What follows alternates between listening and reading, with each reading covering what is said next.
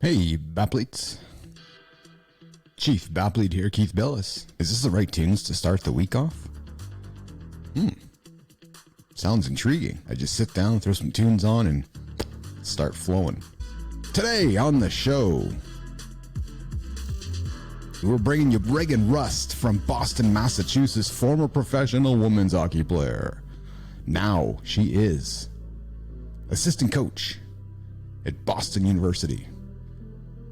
She's right there on the screen. So why don't you welcome Reagan Rust, live in the lab. I'd say the biggest thing is that whoever's listening to it, you can really do anything you set your mind to.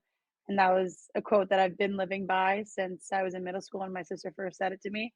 And no matter what you're going through right now, you can get through it if that's truly what you desire. You just have to set your mind to it. So It's cliche, but it's really true, isn't it? No ifs, ands, or buts about that statement. There's no can't and can. You got to find a way to do it. discipline and motivation, those are the two things that'll get you through life. And if you're consistent and come to work with integrity and put the work in daily, inevitably results are going to come. What are you saying to somebody, that business leader who's going through a transition? I've been through a few in my lifetime, or that athlete who's attempting to go through a transition. You've experienced it. The transition piece is going to be hard for every single athlete. I don't know if it's ever super easy because you have to start thinking about coming to terms with it. Like that's that final season. If you know that's your final season. Bah! What's going on here? I say all the time, this is a show. We're putting on a show for you guys. We're here to get you jacked up. All you athletes looking for next? All you business leaders looking for next? Well, you know what? You found the right place. You found myself. I'm your host. I'm Keith Bilous. I'm the business athlete. One of the things you're going to learn here in the lab is you're going to watch a business grow right in front of your eyes. I've said it right from the beginning. You're watching a journey unfold in front of you. We're in the club right now. The arena's over there. I can see it. Then we're going to make our way to the stadium, and I hope you'll join me for that ride. I'm getting the calls, I'm getting the texts, I'm getting the emails, I'm getting the LinkedIn messages, the X direct messages saying, hey, Keith, I love the show. I love what you're putting on out there. I love that you're talking to me. That's what you're saying to me. This is not a hobby cast. We're building a business to support you to hit your next. Today, tomorrow, next month, next year, and years beyond. That's why we're doing a show Monday to Friday, to demonstrate and show you our commitment daily to being a business athlete. Today, David Arsenault. Guy wakes up every single day, helps children. How about that for a purpose? Find physical literacy. David Arsenault is going to join me live in the lab. I'm here in Mexico. About 2 weeks ago, I was in Panama. Then I was back home in Quebec. The traveling nomad, David Arsenault, who's also the founder and executive director of the Champions for Life Foundation. David, what is the Champions for Life Foundation? It's a Canadian charity that helps children between the age of 4 and 12 years old to develop their physical literacy. Before Champions for Life Foundation, I was a trainer, and I saw a lot of athletes present fundamental movement skill inadequacy. They're just focused on training for performance, but don't have the basic movement skills. Performance is often linked to winning something. You've won a championship, you've won an award. Performance is really about the journey along the entire way, isn't it? 100%. While you say you're teaching physical literacy to children, what you're also teaching them is longevity. Yes. Your life is built on all your past experiences. We are giving those children the skills to be active throughout their lifetime. I knew that when we first met that you were a business athlete. When you explained to me the Champions for Life and your principles, David's drinking the water. He's already living the business athlete lifestyle. Why? There's always a few pivotal moments in your life that will transform the direction or change your course of life. And one of those for me was my brother Mark died of cancer. What advice do you give to entrepreneurs or athletes who are looking to make a meaningful impact in their communities, with their business, or with themselves. Don't do anything that is not within your wheelhouse and your skill set. Give yourself the time to retire and have transition. time off. Gotta interrupt you. I need a button for this, actually. We have banned the word retirement and retire in the lab. We now call it transitioning. Exactly. It might be 6 months, it might be 2 years. What lessons have you learned about balancing those career ambitions, personal life, professional life, the foundation? What have you learned? Balance is an illusion. The only reason we talk about balance is because we have a lack of balance. If you imagine yourself standing on a slack line, you'll never stand perfectly still. What impact is being vulnerable, being authentic, and truly being yourself, David Arsenault? Wow, you really hit the bullseye on that one. Being vulnerable is a sign of strength. It's November, it's no month, and I have my peanut butter jar, which is my poison. What are you saying no to for the month of November? Oh my goodness. Okay, chocolate. So no chocolate. David Arsenault, thank you for joining me live in the lab today. Amazing, Keith. Thank you very much for having me. Am I allowed to admit things to you, the audience, Bapple Nation, all you business athletes out there? Am I allowed to admit myself to you, how I'm feeling right now? I guess I wouldn't be real if I didn't. How am I feeling, you're wondering? Why the long pause, you're wondering? What's going on, Keith? I wasn't feeling it this morning, but you know what? Regardless if you're not feeling it, you still gotta go. You still gotta get out of bed. You still gotta go to work. You still gotta brush your teeth. You still gotta walk downstairs, lift those weights, get the heart moving, get the mind moving, get the body moving, get your strength. But I wasn't feeling it because I knew it was rest and recovery day today. I wasn't going to get the heart rate up, but I wanted to, but I didn't. I held back. And I think as I reflect with you, my fellow athletes, my teammates, perhaps that's what's holding me back today. So now I have to mentally think about what's going to make this show great. What's going to make me great for you? Was it just recognizing and having that awareness that just happened? You know those days where you're just sitting there and you're going, how am I going to get started today? How do I get started? Am I ready to be vulnerable? Or am I just going to hide it? It's what I wrestled with before I sat in the chair this morning. I love this chair. Don't mistake that. I think you can tell I love this chair.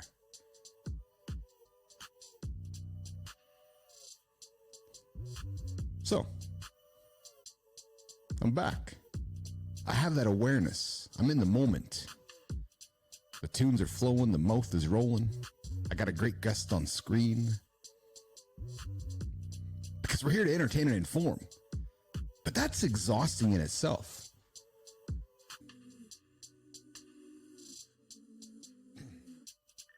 I'm an entertainer. I'm here to entertain you guys, keep you guys listening without tuning out. Ideally tuning back in day after day. Bapple Nation. I mentioned that guest over there. He's just over there on the screen, patiently waiting for me. He's thinking, when's this guy going to stop talking? I'll tell you, when I sat in the chair this morning, I thought I was going to be in and out. But then as I started talking, I had that awareness. And I was like, it's because I held myself back today. I held myself back today so I can go harder tomorrow. And harder on Friday. And harder on Saturday. Before I rest again on Sunday. I had active recovery day always planned for today. But I guess I just wanted to go harder. I wanted to Goggins it. And I had to pull back. And as I reflect upon it, perhaps that has been the most difficult part of my morning. Has been holding back. So now, as I got that off my chest, here on Live in the Lab, with your trusty old host, Keith Bellis. I told you yesterday, I'm going to be here every day. That's what we commit to, you guys. Noon Central Time, right here on YouTube, X, and LinkedIn. Because you never know who's watching. We are, after all, entertaining. And what That's right. Informing. You know who's going to inform us next? Chris Martin. Yeah. Less brunches, more crunches. That's his tagline. Talk about branding. Chris Martin. I'm excited to be here, and I appreciate you having me. Thank you for being here. I saw you nodding during the opener. Were you being entertained? Do you get the perspective of the show? Yeah, no, I was just watching Goggins earlier today. I love Goggins. When you said Goggins, that kind of touched me a little bit. What pivotal moment or realization helped you turn a challenging time into a launch pad for your current success? I have a few of them. I know this is common for basketball, football, baseball, maybe some other sports. But when you grow up and that's all you do and that's what consumes your life and you don't do anything else, when the game is taken away from you out of nowhere, like you're not expecting it, hit a depression phase. I started working at the front desk of the gym where I started training. And I'm telling you, I had coaches, former teammates coming in, guys that made it to the NBA, old girlfriends coming in, and they saw me as this basketball player. Now I'm a front desk guy, so I look like a loser to them. And it was the most embarrassing. It was the hardest thing, you know, one of the hardest times of my life. And that's when I was like, you know what? I never want to feel like this again. So that was a spark for me. Your spark is a theme that has arisen over the last couple of weeks as we've invited more retired athletes, successful athletes who've identified with one thing, Chris, an athlete. Yep. You went through exactly that phase, didn't you? Absolutely. One thing my father said to me coming out of college, he was like, look, if basketball doesn't work out, you're still a great guy. It's hard when you're attached to that sport and you've done nothing else. Luckily, personal training fell in my lap. Your term, I'm a front desk guy. You felt like people thought of you as a loser. Yeah. Oh, yeah, they did. Yeah. They did. Not what I thought. It's what I know. So they think you're a loser. You're like, to hell with that. I'm not a loser. I'm an athlete. I'm a successful dude. What did you do when you went home and reflected on the fact that they thought you were a loser? So I knew every day I got to work on my next move, because if I became successful, I know basketball wasn't a waste. If I become a loser, basketball was a waste. So what I did was I used my degree at the time to go on any job interview. I got my degree in sports management. So I went on to different businesses, went on interviews, got rejected on all of them. One thing that kept me sane was working out every day. When I worked the front desk, I switched my hours to overnight. So all I did was work out and study for my personal training test. That's a valuable tip. You had the awareness to say, okay, if I can work overnight, I can do much more than just having to work. I basically built my business off of all my contacts, using family members of my former teammates and basketball connects. So some would call it network, some would call it influence. Yep. You just weren't afraid to pick up the phone and say, hey, here's what I'm doing. Let's do some business together. Yep, and social media, just posting every day. Talk about how you grew your brand across social media. That sucked at first. I'll be honest with you, because like I said, you grow up as a basketball player. People used to be posting highlights, pictures, playing against the high major schools. When I first started posting training, people made fun of me. People were like, oh, you're a bodybuilder now. And a lot of negative comments, like people legit laughing at me, put me in a group chat, making jokes. There was not a lot of support at first, including family. Family, when are you going to get a real job? At what point did the light flip the switch for both yourself and I think for your customers, that you were no longer the basketball guy, that I'm the fitness trainer? I say about a solid year of consistency and consistently posting before the perception of Chris Martin changed, and I became C Marty Fit, and I became less brunches, more crunches. What are some of the common misconceptions about getting in shape that you frequently encounter as a passionate fitness trainer? And what truths can you share that can debunk some of those myths? One big misconception is people think they have to be in the gym all day. Cut that down to an hour. But most people aren't willing to just make the sacrifice for that 1 hour. Why is it so difficult for many people to deliver the other 164 hours? I think people, when you're facing a difficult task or something that seems impossible, because sometimes getting in shape seems impossible to people. I think the first thing to do is just look for a crutch. Oh, I can't do it because of this. I can't do it because of this. I can't do it. You just don't want to put the work in. If you stay the same, you're not going to be a better man for whatever woman, whether that's your wife, girlfriend, or whoever. The gym is a metaphor, Chris, for mental health, emotional health, physical health, strength, agility, mobility, recovery. You got to do something to take care of your machine first. When somebody says to me, I don't have an extra half an hour to do something or 45 minutes, I know Chat GPT can save somebody 30, 45, 60 minutes. They can go put it back into themselves. Yep. So don't give me that excuse anymore. Absolutely. I actually Chat GPT for a caption today. Where does the foundation of Chris come from? I've stayed in basketball my whole life, so I always had structure, always had a tournament, a camp. I was always doing something. I'm big on problem solving because whenever I run into an obstacle, I go do my cardio. I'm like, do my cardio. I'm going to think of a solution because if I act now, I'm going to make the wrong decision. And I feel much better after, and I can come to that right conclusion. Chris, last week we had a guest on our show, Dr. Lynn Anderson. We spoke about post-nut clarity and men who have difficulty making a decision just need to go have sex. So guys, Chris goes for a walk. So Chris goes for a walk, but Dr. Lynn says go have sex. Now I wonder if Chris went and had sex and went for a walk, how productive you would be. Probably be a great decision, but hey, sometimes that might not be the best option. As a single man, I might make the wrong decision. I might have some other shit to deal with after. Oh, man. You're into providing solutions. What specific strategies, solutions, or routines would you recommend to these guys to maintain a mental and physical well-being during the transition? Stay within your routine. So a lot of people will fall off. I'm a Christian too. I'm not the holiest person. I say a couple cuss words every now and then, but I am a Christian, and I believe that God rewards that. The power of faith has been a theme that's also been woven here through the lab. Talk about how faith has been part of your journey. I've always learned to stay the course, and I'm big on praying. I'm big on talking to God every night. That's definitely helped me. Let's talk about your podcast, Less Brunches and More Crunches, which is your brand. How did that help you create a sense of community and connection with the audience of yours? So brunch is a common theme in the DC area. I literally posted Less Brunches, More Crunches, and my DM was blowing up. And people are like, what is that? That sounds catchy. And so I put it on a shirt one day, wore it to the gym, and everyone was asking me about it. So that's how that developed. Just like that. Easy. You had a number of setbacks and clearly a number of humbling moments, but yet you always keep going. You got to keep going. Even in college, man, it was tough. Basketball was tough. It's what made you who you are today. Who I am, man. So anytime I reach an obstacle, I'm like, look, you got through this, add it to the list, and let's keep it going. Add it to the list. I like to use that analogy because when you reflect upon your life one day, your list is going to have a list of challenges and you're going to have a list of accomplishments. And ideally, when you're done, your accomplishments are bigger than your challenges. You're really a business athlete. Absolutely.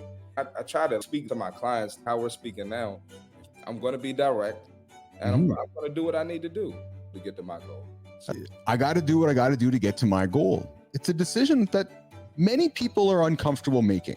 Take 100 people, put them into your room right now. Yep. And I bet you out of those 100, there's probably maybe 1 to 3 of you that are going to be you. You're right. It's hard to find people who have the same mindset and want to move how I move. Move how I want to move. Yep. You've used it twice now in the show. Hey man, I'm an active listener. You're a great listener, actually. Thank you. We had a guest yesterday, David Arsenault, who talked about balance. His perspective of balance, that balance is an illusion, Chris. And balance is really about life in motion. Always moving forward, right? That's the balance. It's not about work-life balance. It's about moving forward. I tell my clients balance is bullshit. I don't know where you got that from, but balance is terrible, man. But we went yesterday. Here's a soundbite for my team. We went yesterday from balance is an illusion to balance is bullshit in 24 hours. It's bullshit, man. If you want to reach a goal, you have to be doing way more of what's required than what's going to hold you back. Chris, peanut butter is my poison. I love peanut butter. For the month of November, I call it no month. Mine is probably pizza.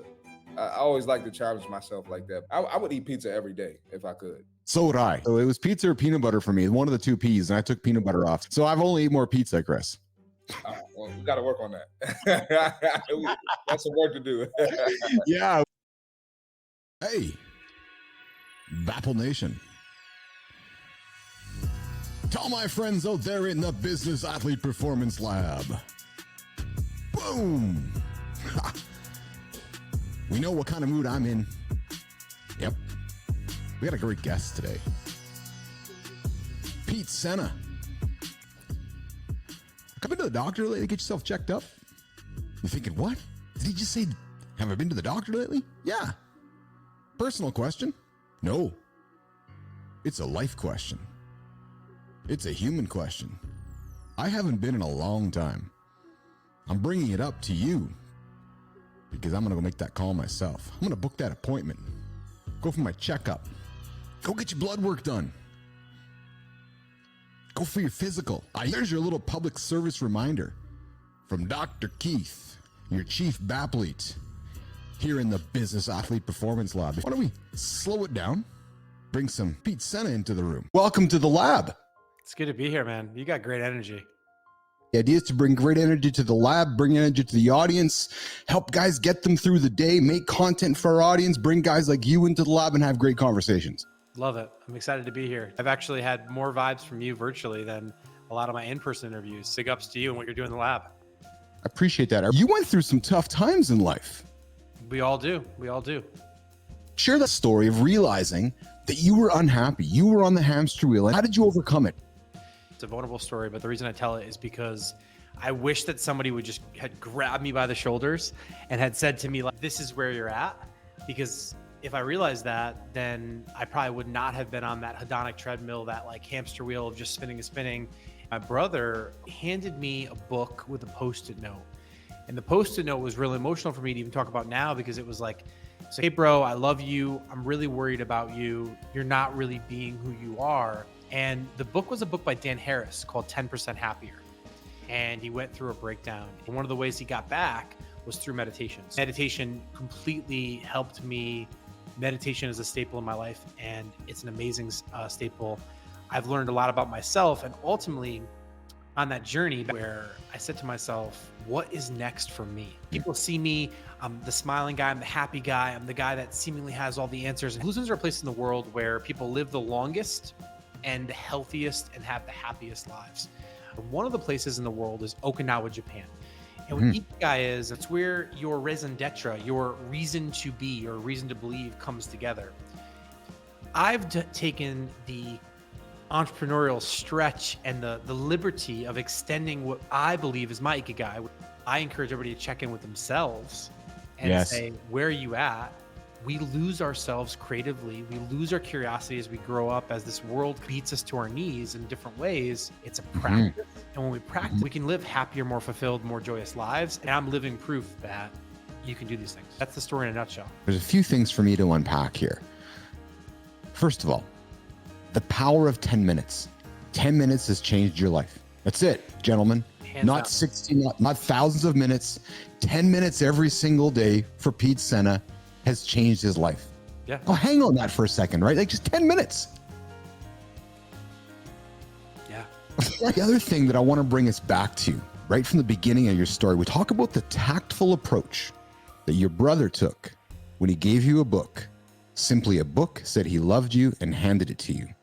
I walked into my office, sitting on my keyboard was this book, and I'm glad that he did it that way. I'm struck by his tact and the 10 minutes. Those two things changed your life. Amen. No question. What are you saying to digital leaders, business leaders right now that are trying to figure the AI world out? Yeah. Focus on getting 1% better every single day. Focus on perspiration over inspiration, right? Because it's doing the work that's going to help you get better.